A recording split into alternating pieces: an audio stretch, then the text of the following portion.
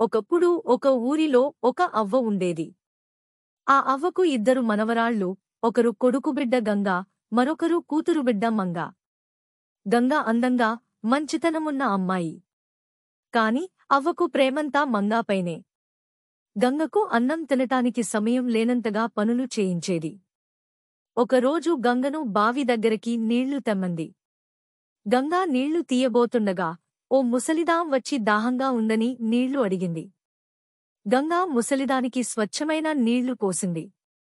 ఆ ముసలి ఆవిడ దేవకన్య రూపంలో వచ్చింది. ఆమె సంతోషంతో గంగకు వరమిచ్చింది. మాట్లాడినప్పుడల్లా నీ నోట్లోంచి మాణిక్యాలు పడతాయి. నవ్వినప్పుడల్లా నవరత్నాలు రాలుతాయి. గంగ ఇంటికి వచ్చి ఆలస్యానికి కారణం చెప్పగానే మాణిక్యాలు రాలాయి.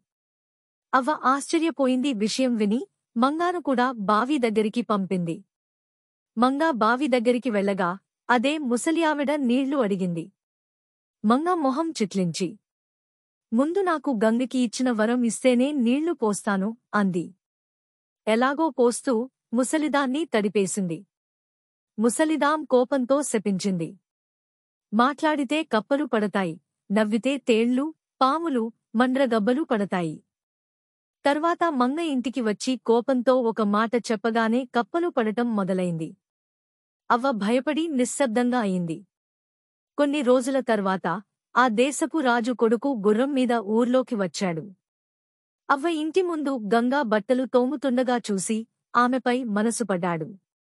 తన మంత్రిని పిలిచి, ఆ అమ్మాయిని పల్లకీలో తీసుకువచ్చి నాకు పెళ్లి జరుపు అన్నాడు. మంత్రి పల్లకీ, నగలు, బట్టలు తీసుకుని వచ్చి అవ్వకు విషయం చెప్పాడు.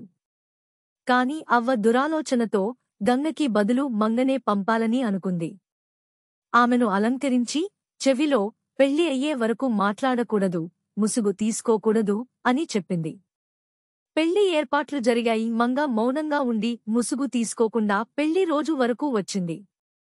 కాని మంగళాసనంపై కూర్చుని పురోహితుడు మంత్రం చెప్పమన్నప్పుడు మాట్లాడింది. అప్పుడే కప్పలు నోట్లోంచి పడ్డాయి. మంగ భయంతో నవ్వగా తేళ్లు, పాములు, మండ్రగబ్బలు కుప్పలుగా పడ్డాయి. పెళ్లి పెద్దలు, పురోహితుడు అందరూ పారిపోయారు.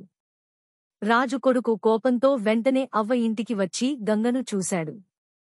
ఆమె మాట్లాడగానే రత్నాలు రాలడం చూసి నిజం తెలిసింది. అవ్వను, మంగను గాడిదమీద ఎక్కించి ఊరంతా తిప్పించి ఊరి బయటకు పంపమని ఆజ్ఞాపించాడు. కాని గంగా వారిని క్షమించమని వేడుకుంది. రాజు కొడుకు ఆమె మంచితనానికి మెచ్చి వారిని వదిలేశాడు. తర్వాత ఆకాశాన్ని తాకే పందిరి కట్టి అంగరంగ వైభోగంగా గంగతో పెళ్లి చేసుకున్నాడు. గంగా రాజకుమారునితో ఆనందంగా జీవించి సుఖశాంతులతో రాజ్యాన్ని పాలించింది. నీతి, మంచితనం ఎప్పటికీ గెలుస్తుంది. లోభం మరియు మొరటు వ్యవహారం ఎప్పటికీ మంచిది కాదు.